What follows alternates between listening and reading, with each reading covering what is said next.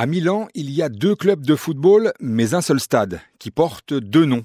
Les supporters de l'Inter Milan l'appellent de son nom officiel, stade Giuseppe Meazza, alors que ceux du Milan AC préfèrent l'appeler stade San Siro, son nom de baptême. Une chose est sûre, en Italie, il n'y a pas 2 stades comme celui-là.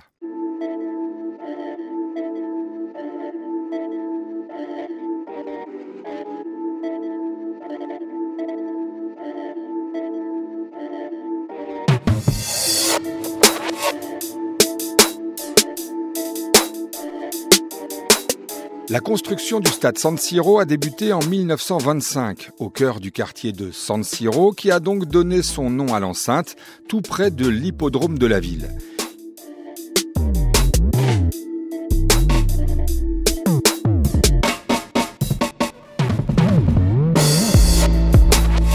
Il aura été l'un des premiers stades en Europe entièrement dédiés au football, sans piste d'athlétisme.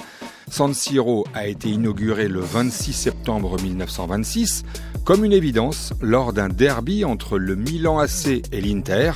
35 000 spectateurs avaient assisté à la victoire de l'Inter 6-3.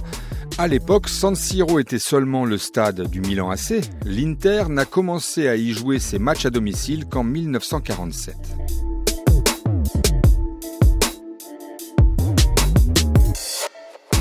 Ce qui est saisissant dans l'évolution du stade milanais au fil des années, c'est la volonté affirmée lors des différents aménagements de faire de San Siro une œuvre architecturale, comme en 1956. D'un côté, la capacité du stade est portée à 125 000 places, mais de l'autre, on ne se contente pas d'un grand stade, il faut qu'il soit beau, original, avec ses innombrables rampes d'accès qui, de l'extérieur, le font ressembler à une ruche.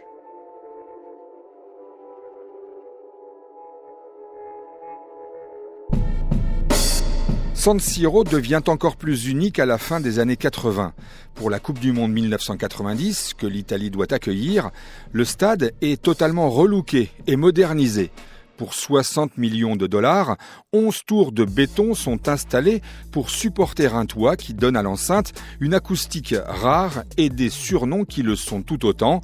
La Scala du football, en hommage au théâtre d'opéra de la ville, ou bien la cathédrale, sorte de contrepoids païen au Duomo, la cathédrale de Milan.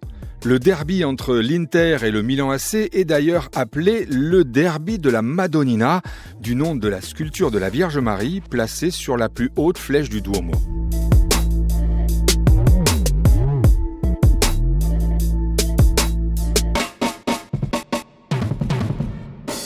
C'est en 1980 que San Siro a officiellement été rebaptisé stade Giuseppe Meazza, du nom de l'un des plus grands joueurs de l'histoire du foot italien, décédé l'année précédente. Meazza, qui avait en plus l'avantage d'avoir porté le maillot des 2 équipes de Milan, l'Inter et le Milan AC. D'accord, il a joué 14 saisons à l'Inter et seulement 2 au Milan, mais si les 2 clubs sont tombés d'accord sur son nom, c'est surtout parce qu'il avait été l'un des grands artisans des 2 premiers titres mondiaux de l'Italie, en 1934 et en 1938. Giuseppe Meazza, sorte de mâle alpha, gominé à la manière de son idole, l'acteur Rudolph Valentino, mais également symbole, parfois un peu gênant, du football italien des années 30 et 40, matinée de copinage avec Benito Mussolini et le fascisme. Meazza, capitaine d'une équipe qui n'a jamais hésité à lever le bras pour son Duce.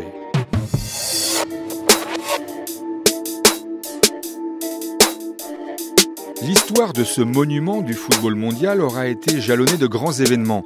Des matchs de la Coupe du Monde 1934 d'abord, une demi-finale dantesque par exemple, remportée par l'Italie 1-0 face à l'Autriche. Il tombe des hallebardes, le terrain gorgé d'eau est à la limite du praticable, le but italien est entaché d'un hors-jeu et l'arbitre oublie de siffler un pénalty évident en faveur de l'Autriche pour une faute de Luis Monti sur Matthias Sindelar, la grande star de la Wunder Team. Sous les yeux de Benito Mussolini, encore lui, Tout est réuni pour que l'Italie fasciste remporte sa Coupe du Monde. Ce sera le cas quelques jours plus tard à Rome, après un succès 2-1 contre la Tchécoslovaquie. San Siro a également accueilli 3 matchs de l'Euro 1980 et 6 rencontres de la Coupe du Monde 90, dont le fameux Argentine-Cameroun, qui avait vu la victoire 1-0 du Cameroun face aux champions du monde en titre, pourtant emmenés par Diego Maradona.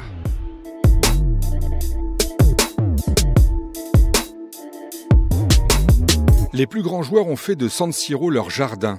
2 joueurs de l'Inter ont remporté le Ballon d'Or, la plus haute distinction individuelle du football, l'Allemand Lothar Matthäus et le Brésilien Ronaldo. 6 joueurs du Milan AC ont réussi cette performance, dont le Néerlandais Marco van Basten, sacré 3 fois sous le maillot rossonero.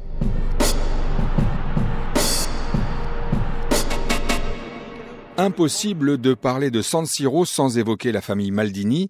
Entre 1954 et aujourd'hui, l'histoire des Maldini, c'est celle du Milan AC. Cesare, puis son fils Paolo, puis son petit-fils Daniel ont tous les 3 porté le maillot rouge et noir.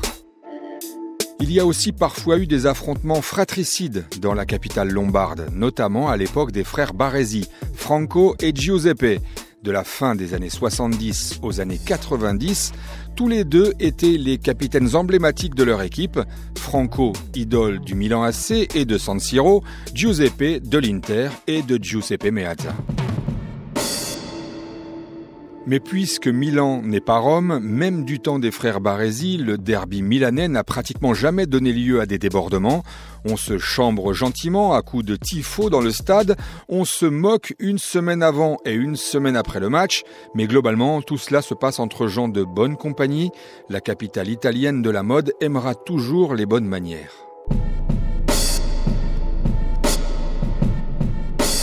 À Milan, il existe des gardiens du temple qui œuvrent pour que le stade vive encore longtemps. Mais la réalité économique est en train de rattraper la Scala du football. Depuis quelque temps déjà, les 2 clubs de Milan sont d'accord pour démolir le vieux stade, le remplacer par un autre, censé être plus fonctionnel et évidemment plus moderne. Les supporters ne veulent pas que l'on rase leur maison, mais en expliquant que le bâtiment n'a aucun intérêt culturel, une commission régionale qui dépend du ministère italien de la Culture a grandement justifié le projet de démolition.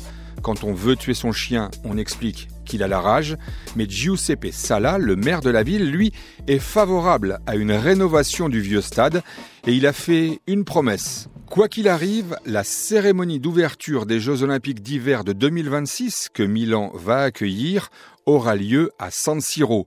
Un peu de répit pour Giuseppe Meazza, 2 noms, une ville, un stade.